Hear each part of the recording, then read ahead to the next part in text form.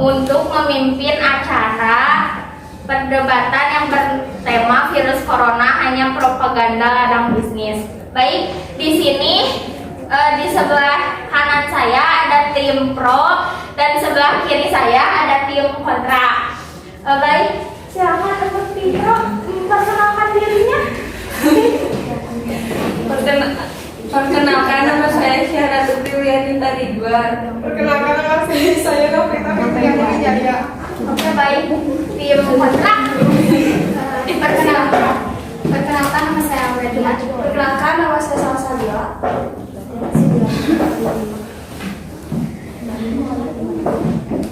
Baik, untuk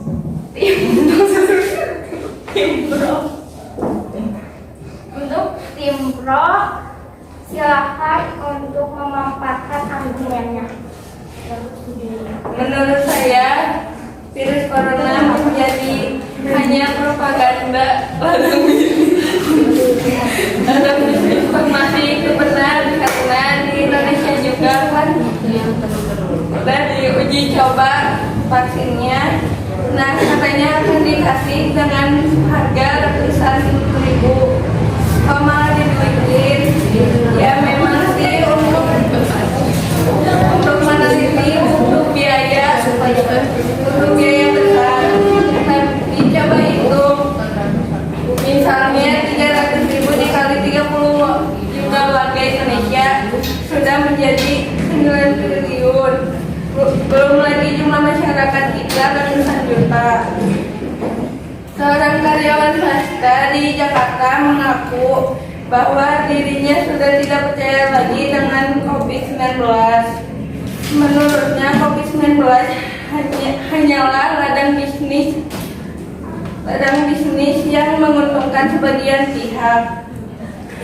FS mulai tidak percaya COVID-19 sejak bulan Mei 2020, di mana saat itu pemerintahan Provinsi DKI Jakarta mewajibkan mana pada saat itu masyarakat yang masuk maupun keluar Jakarta memiliki surat izin keluar masuk.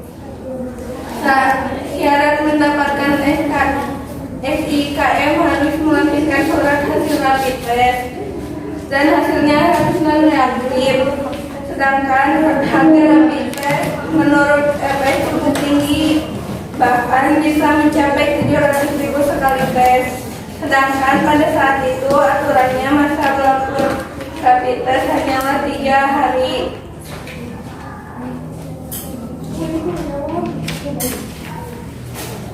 Oke, baik, untuk tim kontra silakan. Sebelumnya terima kasih untuk tim Robot atas pernyataannya. Ya, masuk ke perspektif tim kontra. Secara tidak langsung, tim pro itu menggambarkan bahwa virus corona itu nggak ada, karena konteksnya di sini virus corona hanya propaganda ladang bisnis. Secara tidak langsung, karena mereka mendukung, berarti secara tidak langsung berarti mereka menyatakan bahwa virus corona itu nggak ada, ya. Gitu. Oke, sebelum masuk ke inti itunya, nanti yang bakal dipaparin sama teman saya mau ngejelasin dulu seberapa peran adanya ini virus, tanda atau keseriusan adanya virus corona itu dengan telah dibuktikan oleh banyak organisasi besar dunia seperti WHO dan juga banyak upaya-upaya besar penelitian dunia di universitas-universitas besar seperti Universitas Oxford, Harvard yang banyak meneliti, yang berusaha untuk menangani virus ini. Itu menandakan, garis besarnya menandakan bahwa virus itu memang ada. Gimana? Nah, untuk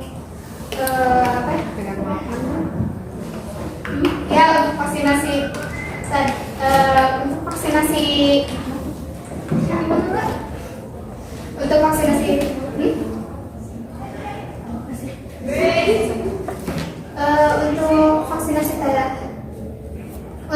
pernyataan pro kontra yang mendukung bahwa virus corona itu hanya propaganda, menurut saya itu kurang tepat. Karena ini konteksnya lingkupnya berarti virus corona itu kan hanya propaganda, tapi menurut kami itu tidak. Dan hanya yang lebih tepatnya itu ada beberapa oknum, bukan lebih ke pemerintah atau bukan lebih ke organisasi besar, tetapi hanya beberapa oknum yang mungkin yang memang menyalahgunakan apa yang menjadi amanatnya, sehingga juga membuat propaganda yang selebihnya membuat masyarakat itu berpikir bahwa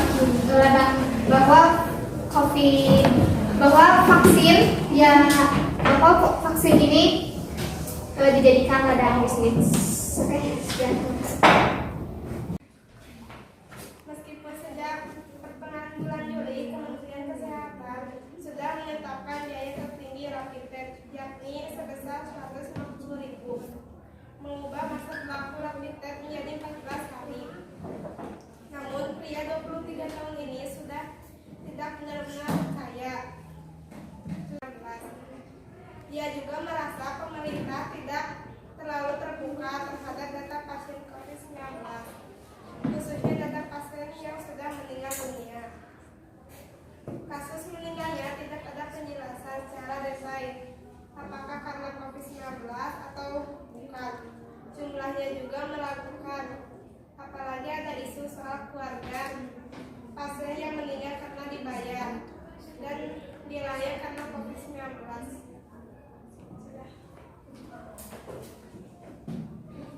Untuk tim kontrak, terima kasih atas pernyataan di info. Saya membantah pernyataan tersebut dikarenakan untuk tadi dibicarakan bahwa vaksinasi itu berbayar dan lain sebagainya, seperti alat medis, masker atau dan lain-lainnya sesuai rapid test juga kan. Itu termasuknya bukan ladang bisnis buat negeri. Itu kita rapid test kan bukan buat negeri juga, maksudnya itu buat pribadi kan, bukan semua orang yang mau bukan semua yang diwajibin gitu. Jadi itu buat yang mau ke luar negeri atau keluar kota dan sebagainya. Itu kita bukan pakai bisnis negara, itu bukan dijadikan lahan bisnis karena itu kan kepentingan pribadinya. Sedangkan kalau vaksinasi, contohnya waktu tanggal berapa?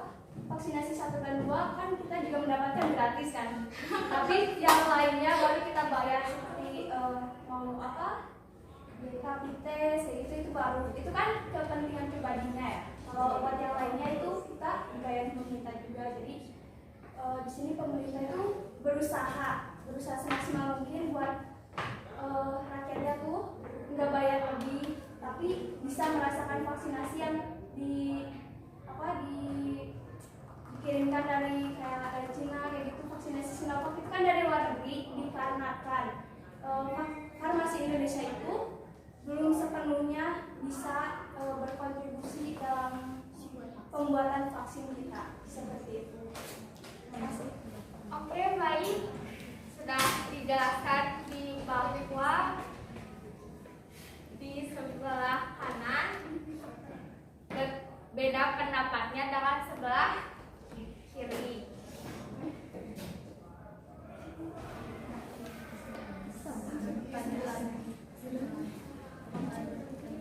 Mungkin di sini ada yang mengajukan untuk pertanyaan baik dari teman-temannya semua.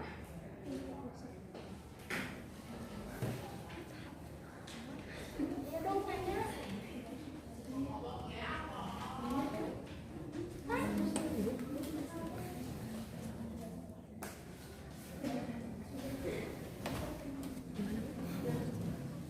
Berapa lama ketahanan kekebalan yang dihasilkan vaksin? Bentar. 3.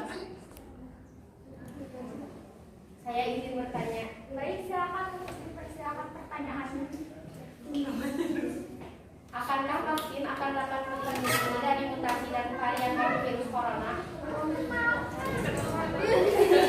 Silakan.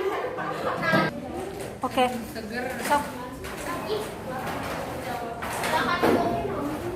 Gandeng ibu. 3.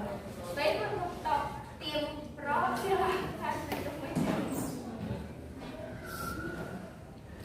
Untuk vaksin Sinovac untuk usia 18 tahun sampai 59 tahun jangka waktunya 28 hari, bisa dibilang 1 bulan.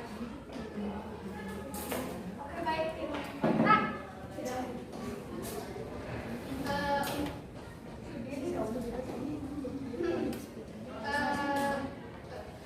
Untuk kekebalan tubuh,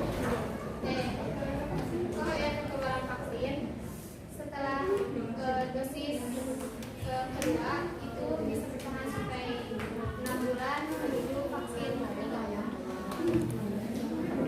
Baik, ada pertanyaan lagi? Ada? Ada? Sedang dirancang.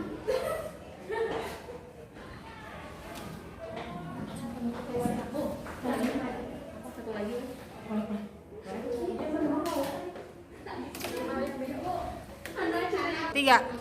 Perkenalkan, nama saya Hana Azahra. Saya ingin memberi pertanyaan. Jadi, bagaimana cara meyakinkan orang-orang bahwa COVID bukan propaganda untuk ladang bisnis? Ya, pertanyaan dari saya. Terima kasih. Paham? Baik, untuk tim pro silahkan untuk menjawab.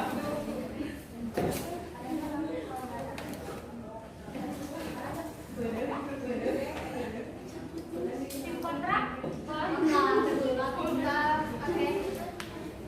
Saya pernyataan lagi. Pertanyaannya tadi masuk ke pernyataan saya pertama yang tadi. Gimana pertanyaan? Ulang. Bagaimana cara meyakinkan orang-orang bahwa COVID bukan propaganda untuk ladang bisnis? Cara meyakinkannya kalau menurut saya itu dengan apa ya? Dengan ada pemberitahuan langsung dari sumber yang terpercaya seperti WHO dan universitas atau sumber-sumber lain yang memang terpercaya medianya. Dan juga bisa meyakininya itu dengan kita terus pemerintah bisa bekerja sama dengan pihak-pihak yang emang bisa apa ya memberikan penyuluhan, memberikan materi dan pengetahuan kepada masyarakat. Sekian, terima kasih. Oke, baik. Sudah.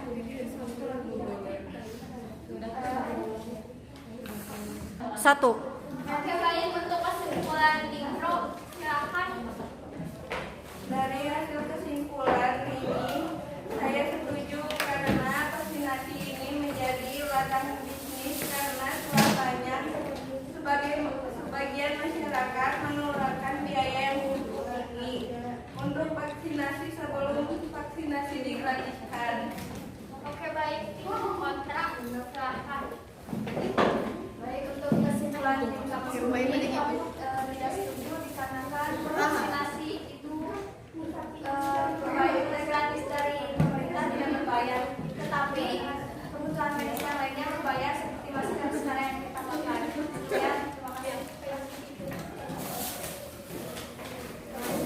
Oke, sudah dijelaskan di dalam tim pro dan tim kontra bagaimana dengan kesimpulannya.